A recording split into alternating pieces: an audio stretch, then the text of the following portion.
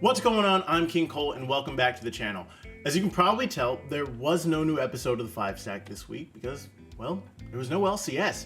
But fear not, for in the content business, it's always important to have a plan B. Or is it technically plan P? Maybe PW? Plan PW? Anyway, it's another Prospect Watch video. Since we're in the midst of the LCS Amateur Circuit Qualifier, I figured it would be a perfect time to talk about some of the prospects you should keep an eye out for as we get close to Proving Grounds. So without further ado, let's get into it with the first prospect, Tempest Gaming's AD carry, Mobility. Now, I've had the chance to call a few Tempest Gaming matches, and while they are a good team, on more than one occasion, TPG have pretty much been dragged across the finish line by the outstanding play of their budding superstar.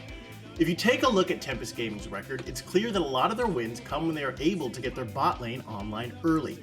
As a result, Mobility tends to shine on relatively aggressive lane dominant picks with a lot of, you guessed it, mobility.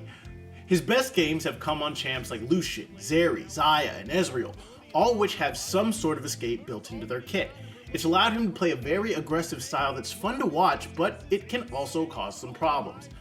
At this point in his career, Mobility is very much a feast or famine AD carry. If he's unable to get ahead early, he struggles to impact the game in other ways, and as a result, those tend to be the games Tempest lose. But despite being very raw, Mobility is a promising North American prospect who should be on every org's watch list. On to the next one, another exciting AD carry who some from the Evil Geniuses org have said is one of the most mechanically gifted players they've ever seen, EG Prodigy's Mia.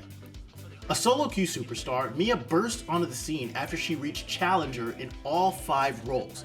And after signing with Evil Geniuses Prodigies earlier this year, Mia became the first female player to play for an LCS organization since Remilia joined FlyQuest in 2017.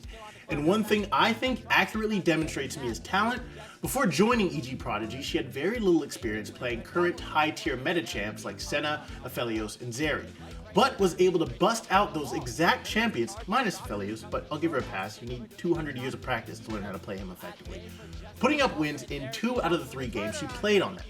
Mia still has a lot of work to do when it comes to reaching that LCS level, but the speed at which she's learning and improving may mean that we'll see her on an LCS stage sooner rather than later.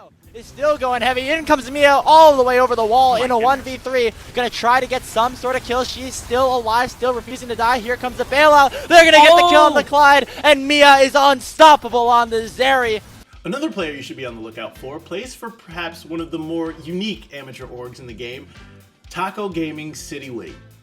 The jungler for both Taco Gaming and the University of St. Thomas, City Witty stamped his name onto this list and onto our hearts after putting up an insane performance against University of California Irvine in the deciding match of the last round of Proving Grounds Open qualifiers. Putting up a 13:09 line on Rengar during the durability patch no less, City Witty finished with 61% kill participation, carrying Taco Gaming into the amateur circuit and giving them a chance to make it to Proving Grounds. But as I mentioned, City Witty is more than just an amateur player. He, along with fellow Taco Gaming support Rovex, made it to the finals of the Collegiate Gateway Legends Tournament, falling 3 games to 2 against collegiate powerhouse Maryville University.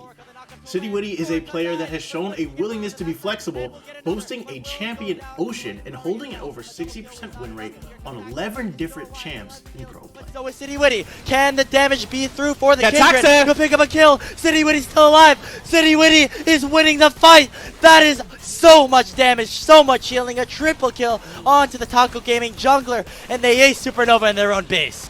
Next up is someone that you might be familiar with if you keep track of the NA solo queue ladder. Easily one of the most hyped prospects in Pro League, 100 Thieves' next top laner, Sniper. After reaching Challenger at age 12, the 15-year-old formerly known as General Sniper made headlines in the esports community when he became the youngest ever to make it to rank 1 on the NA solo queue ladder. Pro orgs have been drooling all over this kid since he showed up on the scene, and it's easy to see why. Playing aggressive, high-damage champions who typically have a very high skill ceiling, he's a Riven main, so do with that what you will, Sniper has helped lead his team to a dominating run in the Proving Grounds qualifiers, and dropping only a single game across the first 3 qualifying rounds.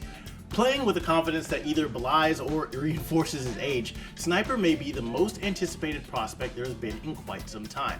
But I guess that's what happens when your older brother is a former LCS player and your twin brother hits Challenger just 2 years after you do.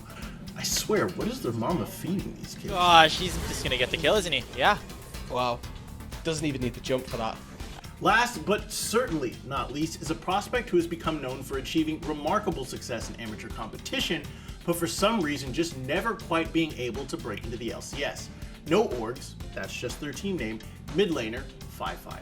Known as the King of Amateur, you'd have to go back to January of last year to find the last time FiveFire lost an amateur tournament. After being drafted by CLG in 2019 and signed to EG Academy for just over a month, FiveFire has been unable to find a professional team ever since. And despite his overwhelming success at the amateur level, it never quite translated into interest from pro teams. And even after being named the 2021 Scouting Grounds MVP, FiveFire still wasn't able to find a pro team, prompting a brief retirement that sparked a debate throughout the entire League esports community about whether or not the system failed FiveFire. But after choosing to play for no org, the King of Amateur is looking to get back in Proving Grounds to do just that. Prove to everyone who doubted him that FiveFire is ready for the LCS. FiveFire just run in circles around City Witty at this point.